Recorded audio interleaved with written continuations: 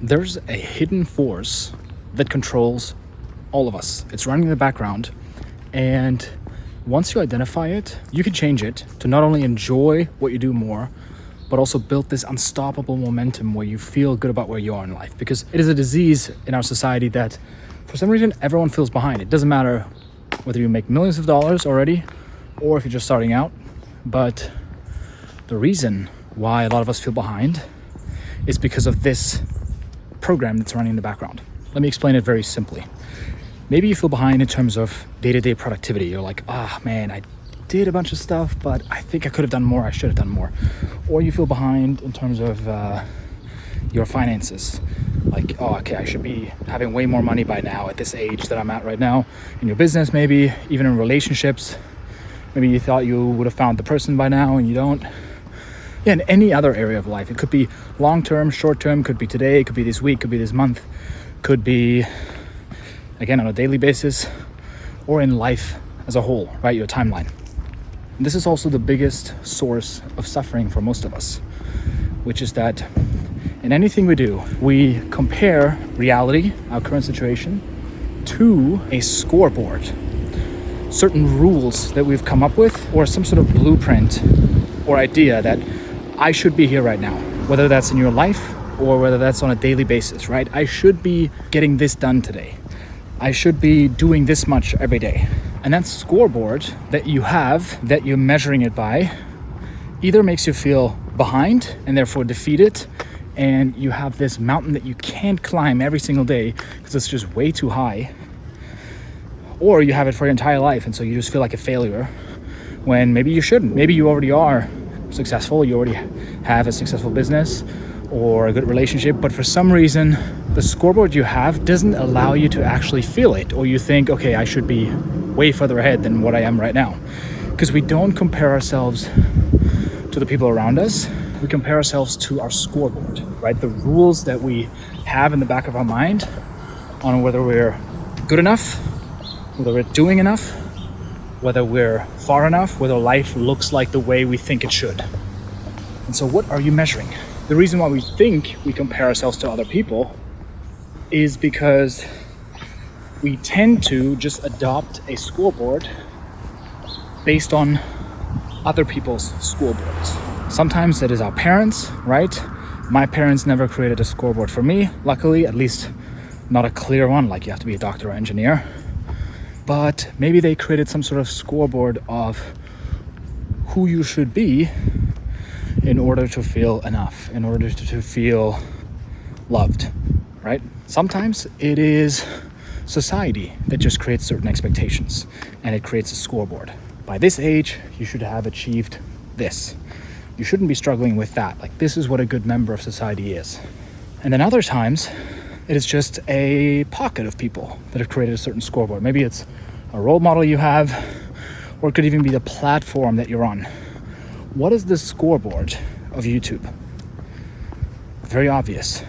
It is the one public metric that they show. Sure, there's subscribers, but the main thing you see on every video is views. And so what do views tell you?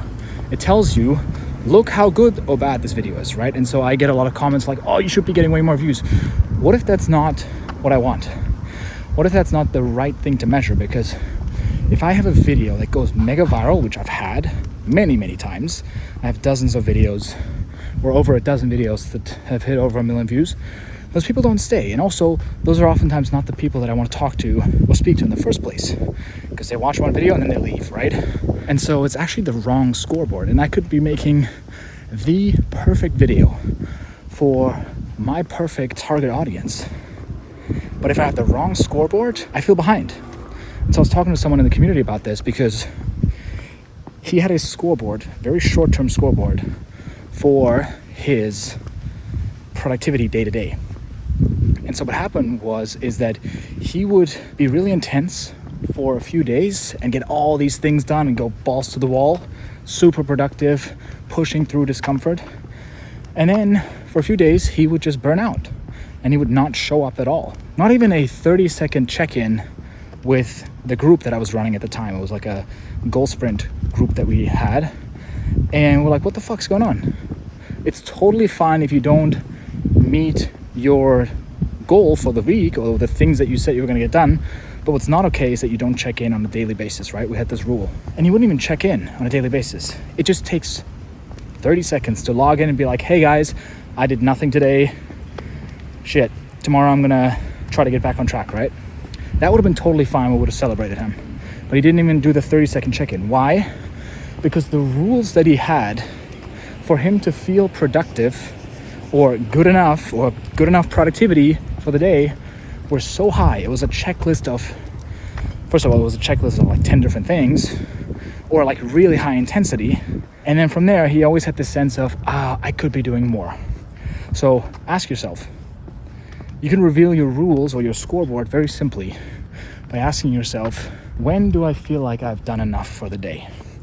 And don't give the answer that you logically think you should be giving. Give the answer that is actually driving your emotional state on a day-to-day basis.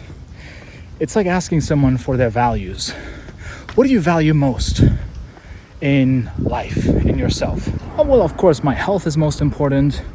And then friendships. It's like, okay, why didn't you last week come hang out with your friends and go to the gym, and you stayed at home and you were ordering fast food, you know?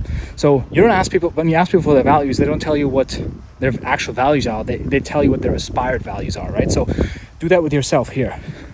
What are the rules that you have to feel like you're doing enough on a day-to-day basis? What's the scoreboard that you have for whether you think your business is doing well or not? What is the scoreboard that you have for whether you're good enough as a person, whether you're where you should be in life?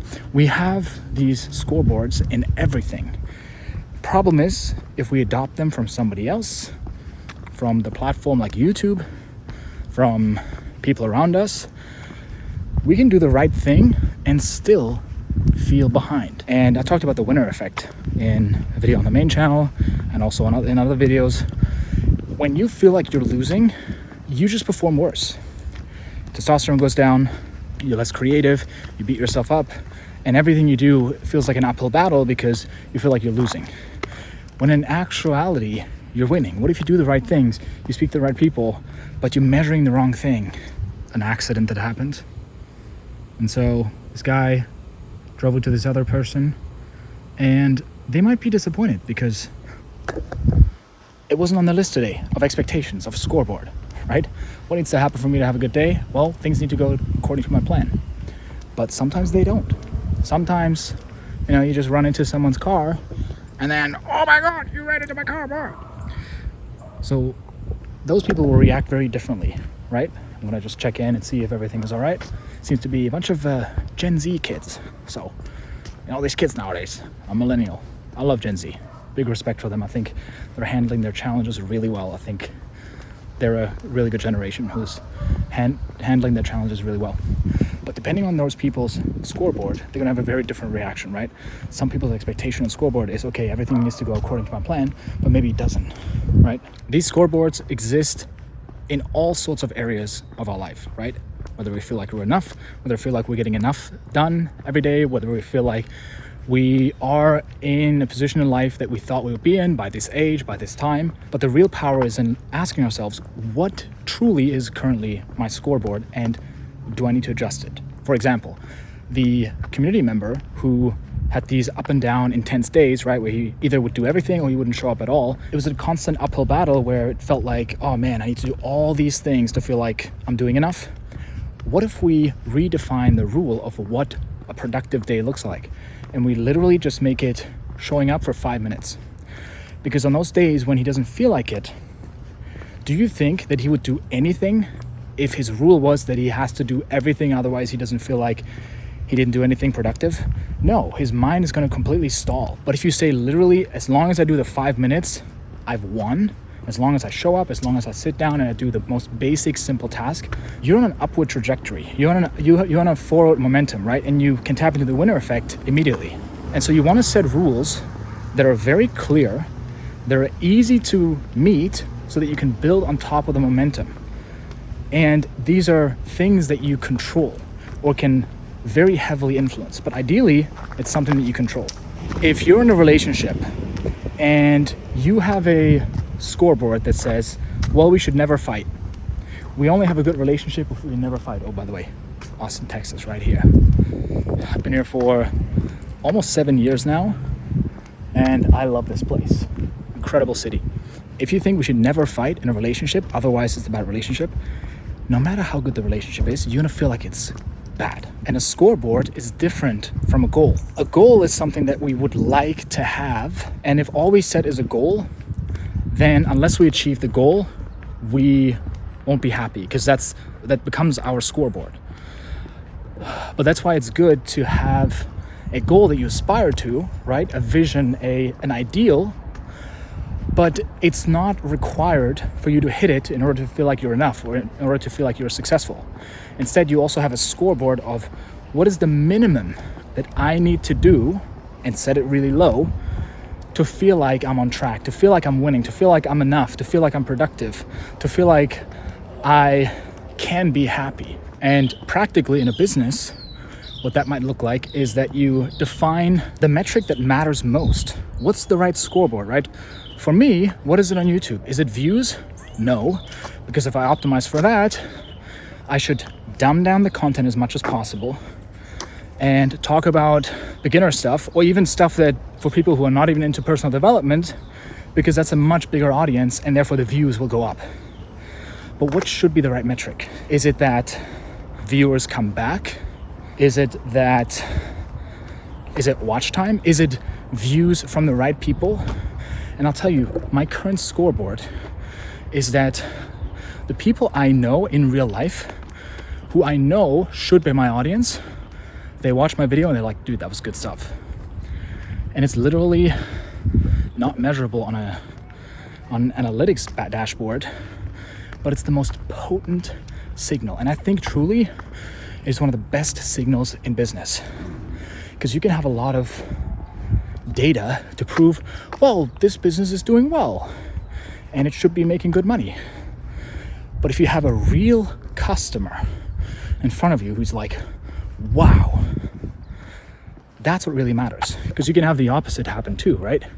You have a business that in theory it checks all the boxes, but when you ask your ideal customer, they're like, why would I use this? This is not working for me. The default scoreboard in business for a lot of entrepreneurs, it's either revenue and sometimes even headcount, right? When you ask them, hey, what's your company? With pride, they tell you, oh, we're a 30-person company, we're a 100-person company. Okay, why does that matter? Should that matter? Is that your goal? Because I can tell you from experience, you can have a lot of revenue and not a lot of profit. Or, I had a 4-person team, if you include all the freelancers, maybe 5 or 6. And I was actually, at the time, not profitable at all. And once I let go of my team, in a lot of ways, I got more done because I didn't have to, get everyone under the same umbrella, right? So ask yourself, what's my scoreboard in business, in my personal life, relationships, and my self-worth, timeline for my life and what I should have achieved by now? And once you see it clearly, you can redefine it. And I want to tell you about a little secret just on the second channel right now here, for those of you who know about this channel. I'm going to be running a event by the end of August. It's going to be paid. It's going to be only for 20 to 30 people, the first ones who sign up. And it's going to be really intense and in-depth. It's going to be the first time that I'm running a workshop like this. And this is going to be for you if you know you're capable of more, but there's something holding you back. Because in the event, what we're going to look at is, what are the scoreboards that are driving you? What are the hidden forces? And what is the blind spot that is holding you back the most, that you don't see by definition because it's a blind spot, so we can uncover it and from there change it.